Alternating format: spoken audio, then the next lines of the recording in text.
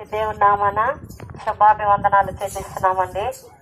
దేవుని వాక్యము వినగలిగే ఎవరైతే దేవుడి వాక్యం కొరకు వినాలని ఆశ కలిగి ఎవరైతే ఉంటున్నారో అట్టివారు పరలోక రాజ్యానికి వారసులని దేవుడి వాక్యము సెలవిస్తుందండి.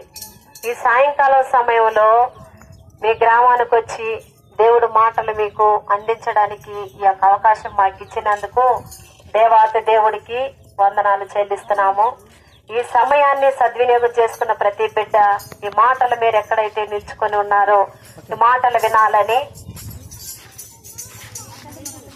ఎవరైతే ఆయన మాటలు వింటారో అట్టి కుటుంబాలు ఆశీర్వదించబడతాదండి.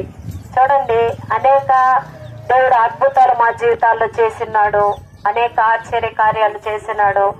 మేమేంటంటే ఈ సాయంకాలం గమ్మనుండలేక కాదండి, ఆయన మాటలు, ఆయన చేసిన మేలులు, ఆయన చేసిన ఆశ్చర్య కార్యాలు మీ అందరికీ చెప్పమని దేవుడు సెలవిస్తున్నాడండి.